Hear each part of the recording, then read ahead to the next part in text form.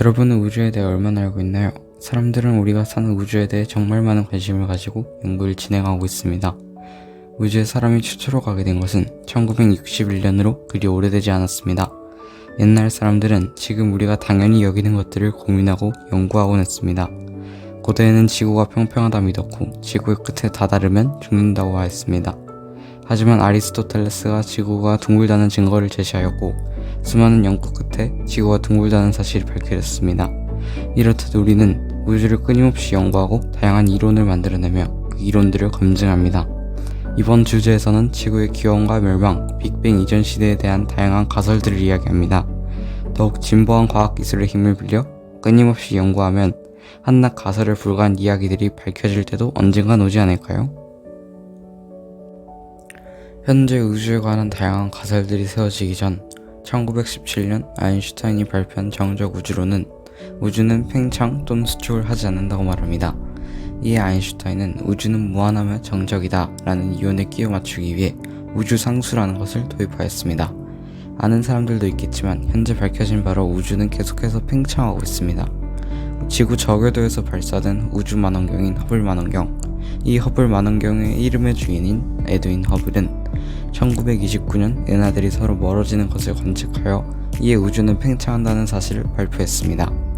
허블은 은하끼리의 거리를 측정했으며 휴메이슨은 은하들의 도플러 편의를 측정하였습니다. 이를 통해 허블과 휴메이슨은 46개 은하들의 적색 편의와 거리를 측정하였고 은하가 멀어지는 속도가 거리에 비례한다는 것을 알 수 있었습니다. 허블은 1929년 발표한 논문에서 적색 편의의 법칙, 즉 허블의 법칙을 발표하였습니다. 이는 우주의 모든 천체들은 도플러 효과를 보인다는 내용과 도플러 효과로 측정한 은하가 멀어지는 속도는 관측자로부터 거리에 비례한다는 내용을 담고 있습니다. 도플러 효과는 일반적으로 사이렌을 비유됩니다. 사이렌을 울리는 구급차가 멀리서 올 때는 소리가 높게 들렸다가 지나간 후에는 소리가 낮게 들립니다. 이와 비슷하게 광원이 관측자로 가까이 오면 화장이 짧아 보여 푸른색으로 보이고 반면에 광원이 관측자에게서 멀어지면 화장이 길어 붉은색으로 보입니다. 허블은 은하에서 적색 편의, 즉 붉은색으로 보이는 현상을 관측함으로써 은하가 관측자에게서 멀어지고 있다는 사실을 알아냈습니다. 이러한 허블의 법칙은 단 한 줄의 공식으로 기술됩니다. V는 hd, d는 천체와 관측자의 거리, 여기서는 은하와 지구의 거리를 나타냅니다. 또 V는 관측한 천체의 상대 속도를 의미합니다.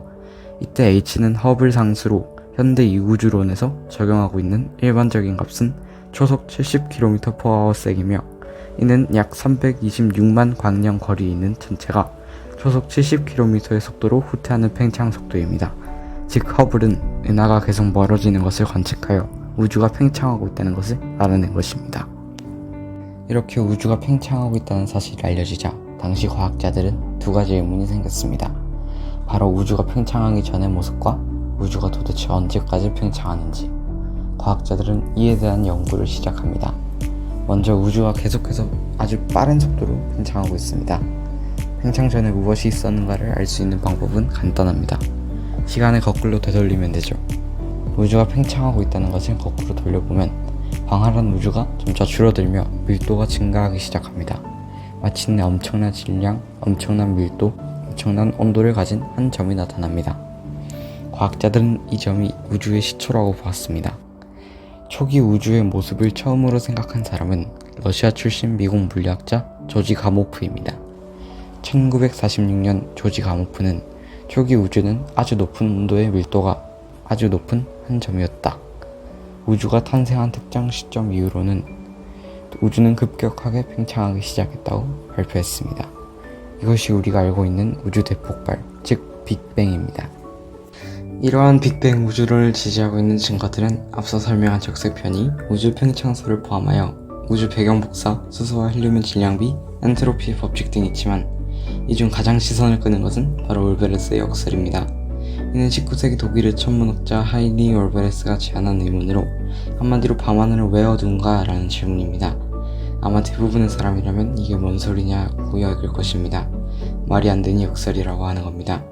지구에서 우주로 무한히 긴 직선을 하나 그어보면 우주의 어딘가에 있는 별에 닿을 겁니다.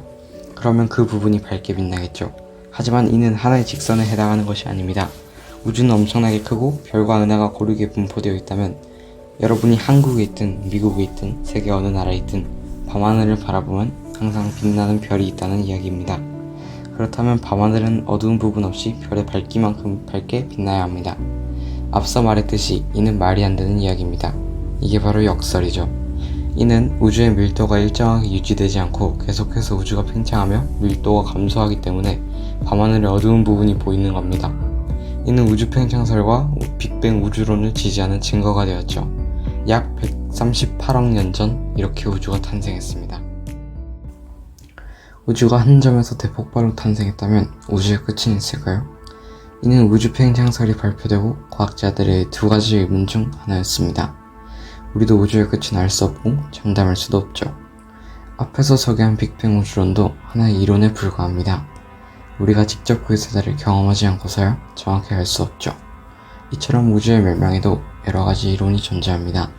크게 세 가지로 빅뱅의 반대 과정이 일어나는 빅크런치, 엔트로피가 극도로 증가하여 모든 입자들이 붕괴되는 빅프리즈, 마지막으로 중력보다 강한 암흑 에너지가 작용하여 별, 은하, 행성뿐만 아니라 원자까지도 찢어버리는 빅립이 있습니다. 이렇게 다양한 우주 멸망설에 대해서는 다음 영상에서 다루겠습니다. 기대해주세요.